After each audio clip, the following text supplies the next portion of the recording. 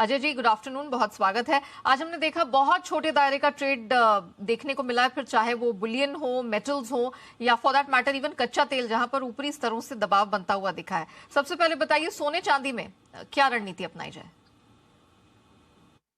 Very good afternoon Neha ji. Definitely अगर हम देखें सोना चांदी में तो पिछले हफ्ते में हमने कंटिन्यू गिरावट आती देखी, जिस ढंग से डॉलर इंडेक्स 103.50 के ऊपर ट्रेड कर रहा है और कहीं ना कहीं ये हफ्ते के भी जो डेटा पॉइंट है वो डॉलर को सपोर्ट देता हुआ दिखाई देगा। तो मुझे लगता है कि और बड़ी गिरावट हम देखने मिल सकती है। जो डॉलर टर्म में मुझे लगता है कि 1856 के नीचे अगर ये भी कंटिन्यू रहता है तो 1820-22 तक के भी लेवल देख पाएंगे। डोमेस्टिक मार्केट में रुपए में गिरावट है जिसका थोड़ा बहुत सपोर्ट जरूर मिल रहा है, पर मुझे लगता है 56,850 या करंट लेवल से भी अगर सोना बेचा जाए तो 56,400 से 56,200 तक का लेवल गोल्ड में। वहीं अगर चांदी की बात करें तो 55,500 के 65,000 के टारगेट के लिए चांदी भी बेचनी चाहिए। शॉर्ट टर्म में सोने और चांदी में गिरावट कंटिन्यू रहेगी। चलिए, छोटी अवधि में सोने चांदी में प्रेशर रहेगा, लेकिन मेटल्स में क्या किया जाए? ये मैं इस पर्सपेक्टिव से भी पूछ रही हूँ क्योंकि जिंक का, एल्यूमिनियम का जो हाल फिलहाल का डेटा निकल कर आया है चाइनीज वेयर हाउसेस का और एलएमई पर भी, इसमें कुछ वृद्धि देखने को मिली और अच्छी खासी बढ़त आई है इन्वेंट्री डेटा में। तो क्या ये कारण है जिस वजह से हम मेटल्स में प्रेशर देख रहे हैं, या फिर डॉलर इंडेक्स के अलावा भी कोई कारण है कि इतनी सुस्ती दिख रही है? देखिए, डॉलर इंडेक्स का तो कारण जरूर है और खास करके जिंक की बात करें तो 300 से हमने एकाएक काफी बड़ा फॉल, लगभग 30 रुपए से ज्यादा की गिरावट देख ली है, जिसमें डेटा काफी इंपॉर्टेंट है। बिकॉज पहले जो हमने देखा था कि इन्वेंट्रीज को लेके कंसर्न था, प्रोडक्शन को लेके कंसर्न था, वो काफी हद तक कूल ऑफ हुआ है। No doubt China open up होने के बाद डिमांड आगे कंटिन्यू मेंटेन रहेगी, बट जो हाइप बना था पिछले महीने डेढ़ महीने में चाइनीज न्यू ईयर हॉलीडे से पहले, वो अब फिज आउट होते हुए दिखाई दे रही। तो टाइमिंग मुझे लगता है कॉपर, जिंक, एल्यूमिनियम तीनों में ही एक गिरावट का रुख रहेगा, जहां पे कॉपर 760 तक का लेवल लग रहा है, एल्यूमिनियम 212 का लेवल तोड़ के फिर से 208 तक जा सकता है। और वहीं जिंक की बात करें तो जिंक में हमने 30 रुपए से ज्यादा की गिरावट देखी और इस वक्त भी अगर 270 के नीचे ट्रेड कर रहा है, जो हमें लगता है 262 264 तक की रीच दिखा सकता है। तो ओवरऑल बेस मेटल में ये हफ्ते में गिरावट कंटिन्यू रहेगी। अच्छा, कच्चा तेल हमने देखा कि कई महीनों के बाद हमने इतना बेहतरीन वीकली प्रदर्शन आते हुए देखा, ऑलमोस्ट तकरीबन 8-8.5% दोनों बेंचमार्क्स ने यहाँ पर वीकली रिटर्न कमा कर दिए हैं। घरेलू बाजार में अच्छी स्ट्रेंथ दिखी, लेकिन फिर ऊपरी स्तरों से प्रेशर बना। तो कच्चे तेल को डर किस बात का? ये क्या एक रिएक्शन इस बात का था कि बाकी सारी कमोडिटीज टूटी हैं तो चलो हम भी यहाँ पर फिसल रहे हैं, या फिर वाकई में अभी डिमांड को लेकर कंसर्न्स फिर भी बने हुए हैं?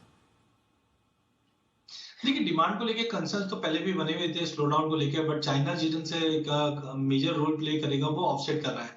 कहीं ना कहीं मुझे लगता है कि पिछले हफ्ते की तेजी के बाद एक प्रॉफिट बुकिंग है और बाकी कमोडिटीज में भी जो गिरावट है वो डॉलर इंडेक्स की वजह से है। तो आई थिंक ब्रांड की अगर बात करें थोड़ा पुल बैक है, 84-84.50 तक का पुल बैक दिखा सकता है। नाइमेक्स है 97 $77 के आसपास। डोमेस्टिक मार्केट में मुझे लगता है कि 64, 63, 80 तक का एक स्मॉल पुल बैक रहेगा, बट इन ऑल ये हफ्ते के बाद हमें अच्छी तेजी दिखाई दे रही है। जब 6700 फिर से दिखा दे, जिस ढंग से रशिया ने 5 मिलियन बैरल का कट ऑफ बताया है, ये काफी इंपॉर्टेंट रहेगा जो आगे जाके प्राइसेस को सपोर्ट करेगा। तो बिल्कुल 2-3 दिन के सेशन के लिए मुझे लगता है कि कच्चे तेल में बिकवाली करनी चाहिए, जो नीचे में 6380, 6400 तक का लेवल दिखा दे, वहां से फिर वापस बाइंग उभर कर आती हुई दिखाई देगी। ओके, अब बात जरा नेचुरल गैस की करते हैं, क्योंकि हमने देखा कि कुछ ही हफ्तों में ऑलमोस्ट 65% कीमतें वाइप आउट हो चुकी, लेकिन 2 महीने बाद हमने यहाँ पर वीकली गेन्स भी बनते हुए देखे हैं। क्या माना जाए, बॉटम बन गया नेचुरल गैस में? अब खरीदारी की जा सकती है? टेक्निकली यस, बिकॉज टेक्निकली पिछले हफ्ते हमने देखा प्राइजेस 200 के नीचे बिल्कुल सस्टेन नहीं कर पा रही है और कहीं ना कहीं प्राइजेस को सपोर्ट भी मिलता हुआ दिखाई दिया है। बट फंडामेंटल साइड देखें तो अभी भी डिमांड में कोई बढ़ोतरी नहीं है। नो डाउट इस बार ये उम्मीद है कि फ्रीपोर्ट जो यूनिट है वो ओपन अप हो जाएगी, जिसकी वजह से डिमांड इंप्रूवमेंट आएगी, बट वेदर में कोई चेंजेस नहीं है। तो टेक्निकल यहाँ से मुझे लगता है कि 220-22 का इंपॉर्टेंट रेजिस्टेंट रहेगा। अगर वीकली बेस पे 220 का लेवल क्रॉस होकर होल्ड कर जाता है, then definitely short covering hit कर सकती है 256 के लिए।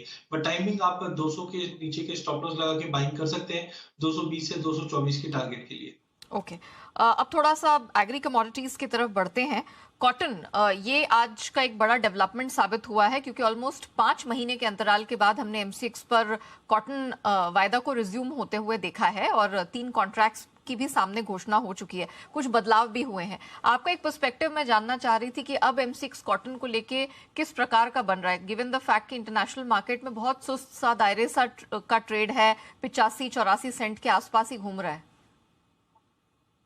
डेफिनेटली इंटरनेशनल मार्केट में हमने देखा कि यूएसडी की रिपोर्ट के बाद भी मार्केट में कोई बड़ा हलचल नहीं आया, बिकॉज इन्वेंट अगर हम प्रोडक्शन और सप्लाई और डिमांड देखें वो काफी सुस्त दिखाई दे रहा है। तो I think unless and until 90 cent का लेवल ब्रीच नहीं होता है, टिल देन मार्केट नहीं मिलेगा। डोमेस्टिक मार्केट में सबसे इंपॉर्टेंट रहा है अराइवल, बिकॉज अगर हम अक्टूबर, नवंबर, दिसंबर और जनवरी के अराइवल देखें तो लास्ट ईयर के या 2 साल के कंपैरिजन में देखें तो काफी लो रही है, जिसका मतलब है कहीं ना कहीं फार्मर लोअर लेवल पे माल बेचना नहीं चाहते, सिंपल।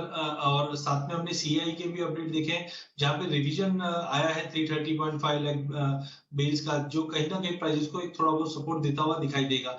टाइमिंग मार्केट में कोई हरकत नहीं थी बिकॉज फ्यूचर्स भी अवेलेबल नहीं थे, बट आज से M6 पे कॉटन कैंडी अवेलेबल है तो हो सकता है यहाँ से एक्टिविटी बढ़ती हुई दिखाई दे।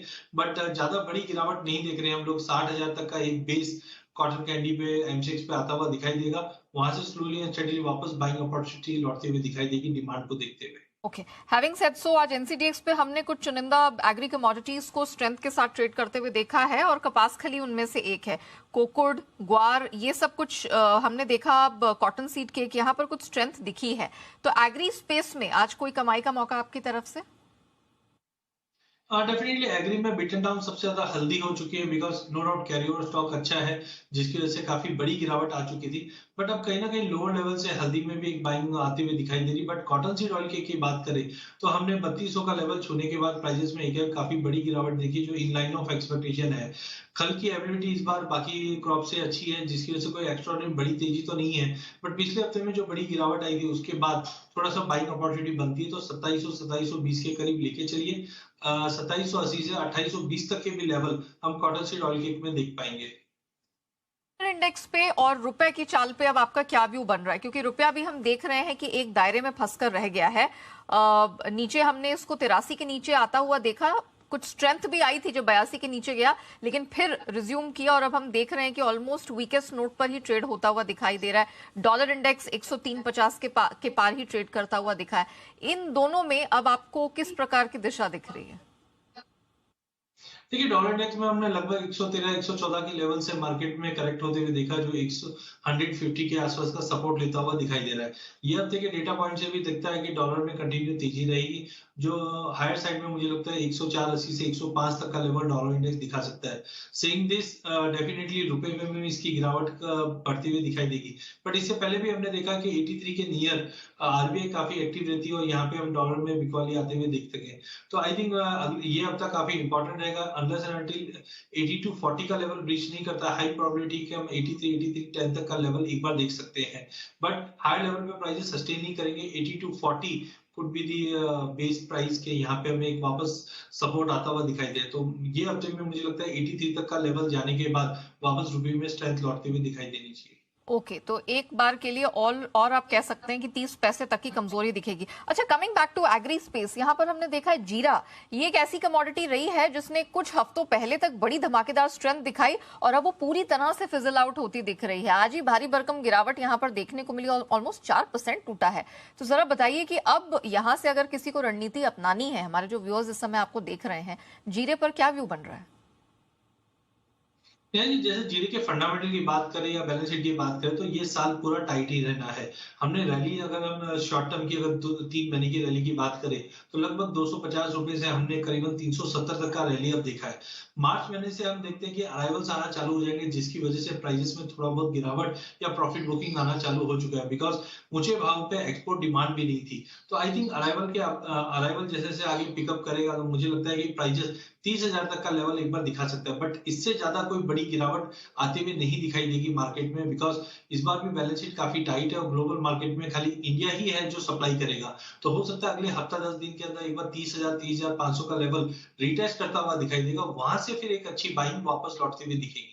ओके, तो ऑलमोस्ट हम कह सकते हैं कि 1000-1500 का अगर करेक्शन आ गया उसके बाद यहाँ बॉटम बनता हुआ दिखेगा and once again upside trajectory यहाँ पर जीरे में शुरू हो जाएगी। Thank you so much Kedia ji आज हमारे साथ जुड़ने के लिए एंड अक्रॉस द बोर्ड सारी कमोडिटीज पर, करेंसी पर अपनी राय दर्शकों के सामने रखने के लिए।